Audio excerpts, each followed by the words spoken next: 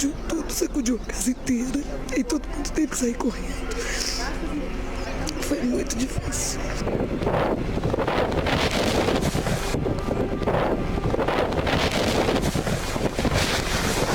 Eu tô com saudade da minha mãe.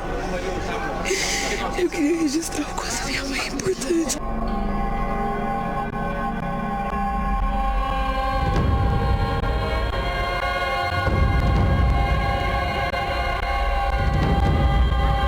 Eu achei que eu ia morrer aqui no Nepal. Eu tô com saudade, eu amo vocês muito.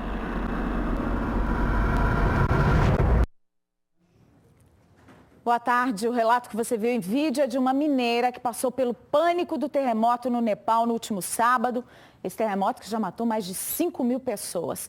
Ela e outras 2 mineiras de que tivemos notícias tentam sair do país asiático e voltar para cá. Daqui a pouquinho você vai ver a tensão das famílias que aguardam ansiosas por contatos delas a todo momento. A Embaixada do Brasil em Katmandu, no Nepal, criou nesta segunda-feira uma central para atendimento a brasileiros no aeroporto da capital. O Itamaraty também deslocou funcionários da Embaixada em Nova Delhi para reforçar o atendimento. 96 brasileiros que estavam no Nepal durante o terremoto já foram localizados pela Embaixada e pela Divisão de Assistência Consular. Eles não sofreram ferimentos e já estão recebendo assistência. Não há informações de brasileiros entre as vítimas fatais. Em Brasília, o Ministério das Relações Exteriores também criou uma central de atendimento. O Núcleo de Assistência a Brasileiros do Itamaraty está funcionando de 8 da manhã às 8 da noite. Então, daqui a pouquinho, a notícia das mineiras que estão no Nepal. O trânsito ficou uma confusão hoje cedo numa das principais avenidas de Contagem na Grande BH. Cobradores de ônibus fecharam a via em protesto às demissões, cerca de 2.000 nos últimos 3 anos, segundo o sindicato da categoria. Por causa dessa manifestação, dezenas de coletivos ficaram parados, cheios de passageiros. Aí, galera, manifestação agora na Estação do Eldorado. Cobradores de ônibus do transporte coletivo. O protesto que acontece na Avenida João César de Oliveira atrapalha a vida de muita gente. Há pessoas aqui esperando o coletivo há mais de 1 hora, porque o trânsito está muito lento e olha só, a fila de coletivos, um atrás do outro. Muitos motoristas não conseguem sair da região e ficam vários minutos esperando a liberação da pista. A João César está fechada, então o trânsito todo parado, então atrapalha. O horário fica apertado, o metrô lotado. Complicado, né? Porque a gente fica aqui perdendo tempo, chega atrasada no serviço e aí se dá mal, né? Por causa do protesto, o trânsito ficou congestionado na Avenida João César de Oliveira, com reflexos na Avenida Babita Camargos e nos acessos para a estação do metrô. A manifestação, que durou cerca de 2 horas, foi monitorada pela polícia e pela Transcom. Os cobradores são contra a demissão de profissionais. Segundo eles, nos últimos 3 anos, cerca de 2.000 foram demitidos pelas empresas. Com as dispensas, os motoristas estariam sendo obrigados a desempenhar 2 funções: dirigir e cobrar as passagens. Estão querendo acabar com os cobradores aí vamos ver se normaliza e para com isso, né? Que não dá para trabalhar sozinho, não. Perigoso. Concorda com ele? Concordo. E porque tem um negócio da gente entrar no ônibus, tem que pagar passagem pro motorista, o motorista fica esperando e o ônibus não sai, né? Então, e trocadores que merecem o emprego deles, né? De certa forma é justa, mas acaba atrapalhando todo mundo, né? A Transcom informou que acompanha as negociações dos sindicatos para garantir as viagens e o atendimento à população. Uma audiência pública na Assembleia do Estado revelou hoje que as obras de duplicação da 381 entre BH e Governador Valadares, previstas para terminar em 2017, não vão mais ficar prontas neste prazo. A previsão é de que sejam necessários mais 2 anos para a conclusão total do serviço, que preocupa quem usa a chamada rodovia da morte ou vive às margens dela. 45. Dona Neuza mora às margens da BR-381 há 10 anos. Aqui, segundo ela, viveu o dia mais triste da vida, quando viu o filho morto na pista depois de ser atropelado por um carro. O carro pegou ele na hora, ele morreu na hora. Agora, o drama que a diarista enfrenta, assim como outras 2.000 famílias da região, é a incerteza. Não sabem quando irão ser desapropriadas para a duplicação da rodovia, nem ao certo o valor das indenizações. Ficar nessa decisão é ruim, né? Porque toda vez que, igual lá em casa está precisando de eu arrumar lá. Nós queremos uma coisa digna para nós. As obras de duplicação da BR-381 entre Belo Horizonte e Governador Valadares, estimadas em 2,5 bilhões de reais, estão em ritmo lento. O prazo para a conclusão do projeto estava previsto para 2017, mas de acordo com a Comissão de Assuntos Municipais da Assembleia Legislativa, pode se estender até 2019. Deputados fizeram uma audiência pública para cobrar do governo federal esclarecimentos sobre o cronograma das obras e das desapropriações. Nós precisamos de continuar o nível de pressão para que a obra ganhe velocidade. Segundo o DENIT, alguns trechos dos 300 quilômetros considerados críticos estão dentro do prazo. Já outros nem começaram. O empreendimento não é pequeno, as obras estão andando num ritmo adequado à liberação de projetos, mas inadequado em relação ao nosso planejamento. No fim das contas, o que a gente olha do empreendimento como um todo, há avanços significativos em alguns, há pouco avanço em relação a outros, sobretudo associado a questões de meio ambiente e desapropriação. E confirma, todas as obras só devem ser concluídas em 2019. A questão da variante do Santa Bárbara, por exemplo, é uma implantação de um trecho completamente virgem, tá? Numa área que não tem estrada nenhuma, não se trata de uma restauração, se trata de uma implantação, isso é seguramente mais demorado. Ao todo, serão gastos cerca de 200 milhões de reais em indenizações. São 3 opções que hoje estão previstas: a indenização propriamente dita do valor da casa, né, que eles moram, a possibilidade de uma compra assistida ou a partir para a unidade habitacional dentro do programa Minha Casa Minha Vida. Vítimas de acidentes e pessoas que precisam de socorro com urgência em Santa Luzia, na Grande BH, ainda estão sem o atendimento do SAMU. Em setembro do ano passado, o Jornal da Alterosa mostrou ambulâncias paradas no pátio da Prefeitura, que não explica por que o serviço foi desativado e também não informa quando é que vai voltar a atender a população. Um motociclista se acidenta na porta de um residencial em Santa Luzia. Segundo os moradores, o rapaz morreu enquanto esperava socorro, que demorou cerca de 1h30. Essa pessoa que veio a óbito, gente, está aqui desde 7 horas da manhã. Olha para vocês verem o descaso. O socorro chegou aqui depois de 1h30, quase 2 horas. O cara caiu, estava consciente. E não teve SAMU para socorrer ele e o bombeiro chegou e estava morto. Não é o primeiro caso, são vários. Tem um senhor que mora aqui também que sofreu acidente um pouco mais abaixo, não tinha SAMU, né?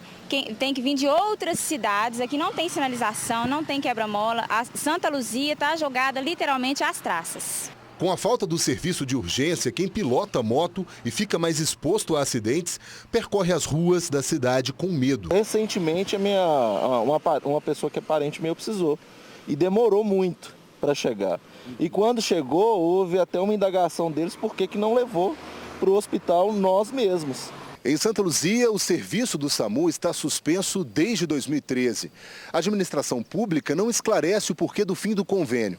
Enquanto isso, o que se sabe e o que se vê são 19 ambulâncias que poderiam estar salvando vidas paradas no pátio da Prefeitura.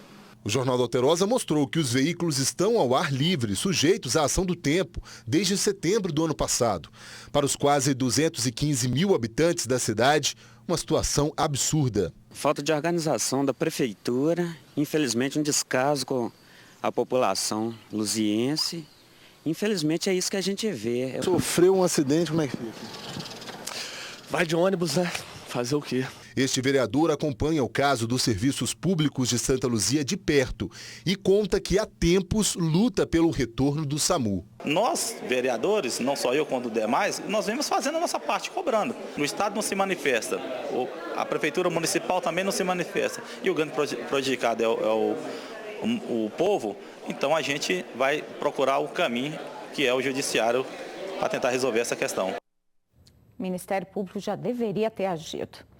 A informação de que o governo do estado destruiu uma exposição interativa para visitantes do Palácio da Liberdade gerou surpresa e indignação entre internautas. Ela foi postada em rede social pelo autor da mostra e já teve milhares de compartilhamentos.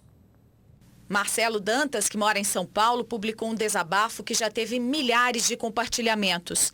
Fiquei estarrecido com a notícia de que o governo do PT de Minas Gerais mandou destruir a exposição feita por mim e uma grande equipe no Palácio da Liberdade, em Belo Horizonte. A exposição foi inaugurada há 2 anos com tecnologia de ponta em vídeo para contar a história daqueles que passaram pelo palácio desde 1906 e os episódios que aconteceram a partir daquele espaço e que afetaram a história do país, sem comprometer o patrimônio histórico do palácio e sua preservação. Foi feita com recursos do SESI, sem ônus aos cofres públicos, segundo Marcelo, para acrescentar informação à visitação pública. O artista finaliza dizendo: uma vergonha e tanto para um governante fechar o acesso do público ao mais antigo e principal ícone da capital mineira. Nós conversamos com o Marcelo, que, como eu disse, está em São Paulo, foi por telefone. Ele disse que teve informação de pessoas que viram a exposição ser desmontada e até uma mesa que foi cerrada. O governo do estado nos enviou uma nota que não confirma nem desmente essa informação. Diz apenas que a visitação ao palácio que abriga a exposição foi interrompida em janeiro deste ano para análise e avaliação da nova gestão do Circuito Cultural da Praça da Liberdade. O governo disse ainda que está desenvolvendo um projeto para readequar a visitação do público. Resta nos saber se essa mostra está lá de pé. A mulher que ajudou uma grávida a dar à luz numa calçada em BH no último sábado recebeu hoje uma visita especial da bebezinha que está cheia de saúde. A vendedora era puro sorriso com o bebê nos braços e a visitante é mesmo especial. Nicole está cheia de saúde depois do susto do último sábado. Ela nasceu na calçada. A mãe da menina estava a caminho do hospital, mas não conseguiu esperar e deu à luz ali mesmo, a poucos metros da maternidade. A Helena foi uma das pessoas que ajudaram a mulher até a chegada da enfermeira, que veio, cortou o cordão umbilical e enrolou a criança em um pano. Experiência emocionante. A enfermeira pôs ela tipo joelho assim, eu fiquei segurando atrás, aí a enfermeira foi, segurou já a cabecinha do neném e nasceu, mas foi lindo demais. E a mãe foi, nossa, ela foi muito forte, porque hora nenhuma ela reclamou e ficou sentada, depois nós tiramos ela da cadeira, arrumamos o papelão, colocamos no chão.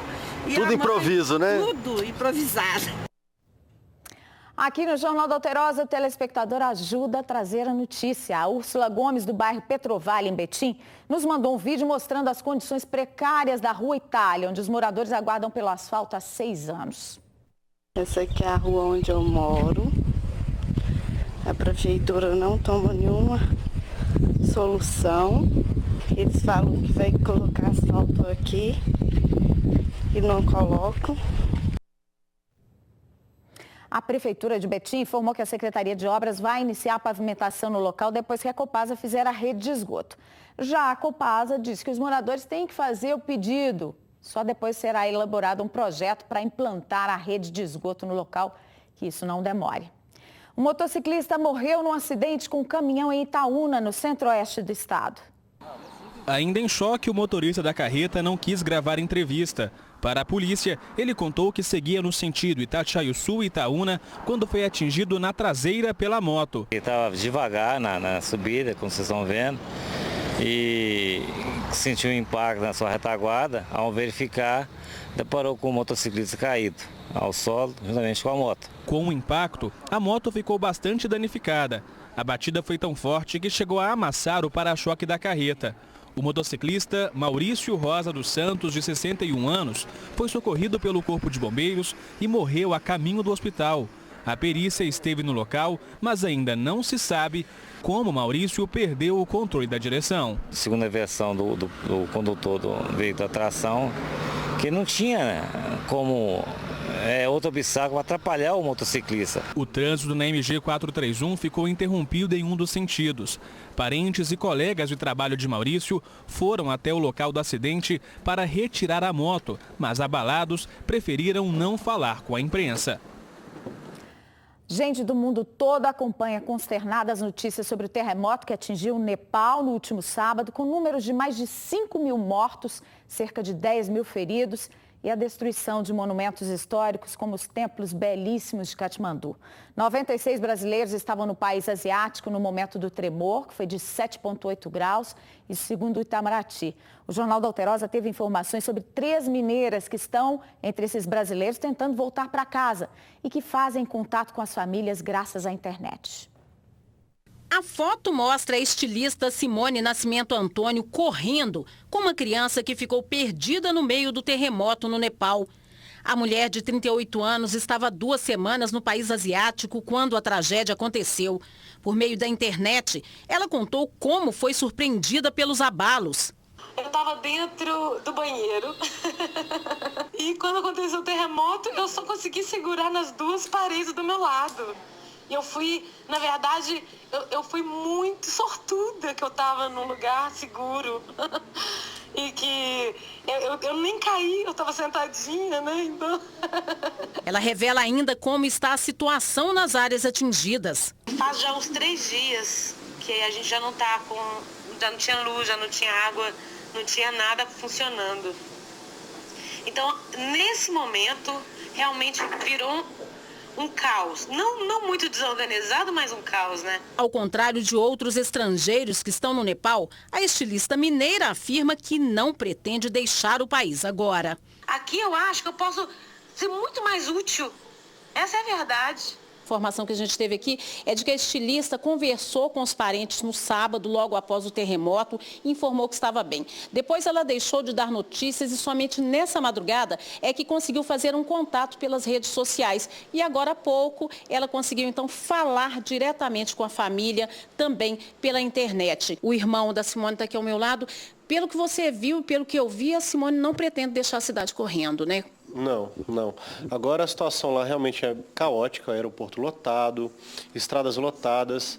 Ela pensou em sair sim, só que, sinceramente, pela falta do apoio do governo brasileiro, que não está oferecendo basicamente nada, não estou falando da embaixada lá, e sim uma posição do governo aqui, mas ela pretende ficar lá, está indo para uma vila próxima para encontrar com amigos e ficar em segurança lá. Essa vila está tranquila. A mãe de Simone não dorme desde sábado. Agora está aliviada. Estava muito apreensiva.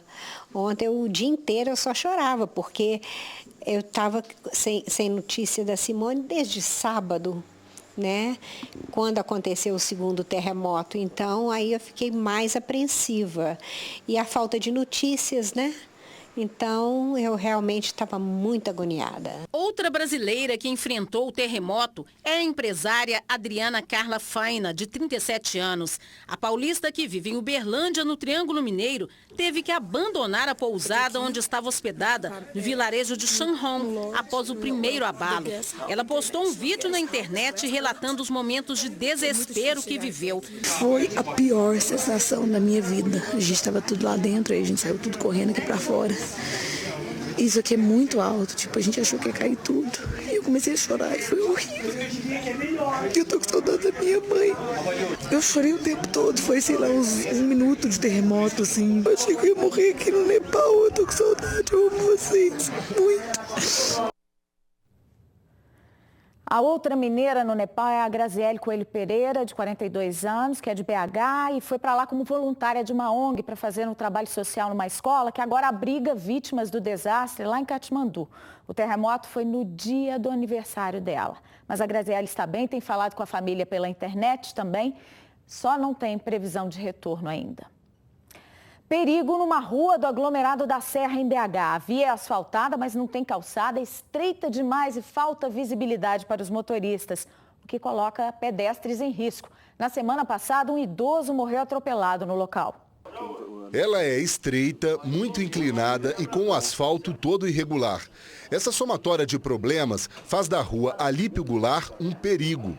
A via fica na Vila Marsola, no aglomerado da Serra. Quem passa por aqui sabe dos transtornos. Não tem como a gente visualizar quem está vindo e quem está vindo, tanto quem vem de lá para cá quanto quem vai daqui para lá também. Não dá para visualizar. É moto, passa quebrando, menino está na rua, sem ter montar em cima, e eu não fico na rua. Se eu estiver saindo aqui, eu volto para dentro. Então, se eu estiver saindo, eu vou para lá. Lugar apertado como esse, todo cuidado é pouco. A imprudência de motoristas e motociclistas faz da rua palco de muitos acidentes. Os moradores registraram o último. Segundo testemunhas, o carro desceu desgovernado e atingiu seu Jerônimo de Oliveira, de 80 anos. Ele voltava do supermercado quando foi atropelado pelo veículo.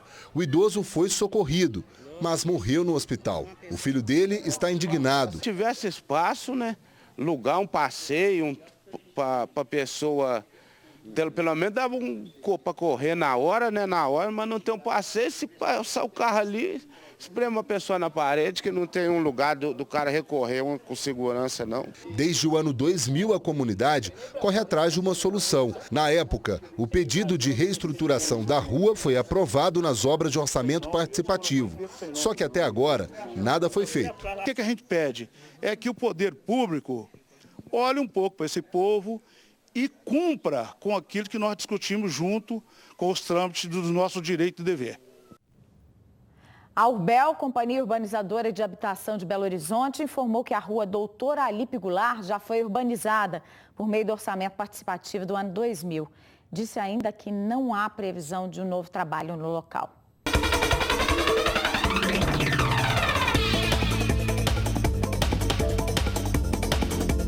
A massa de ar seco que atua sobre Minas mantém o tempo estável, com céu parcialmente nublado e possibilidade de chuva isolada no noroeste, norte e nos vales do Jequitinhonha e Mucuri. Na zona da Mata e no Vale do Rio Doce, o ar úmido favorece a formação de nevoeiro. A máxima em Belo Horizonte é de 28 graus, 32 em Salinas. Em Maria da Fé, a temperatura chega aos 24 graus, aos 30 em Unai e aos 32 graus em Pirapora. Imagem ao vivo de Belo Horizonte, com o céu parcialmente nublado. A temperatura neste momento é de 26 graus. A umidade relativa do ar está em 54%. Caneta e papel nas mãos, é a hora de anotar as vagas oferecidas nos postos do Cine da Prefeitura da capital.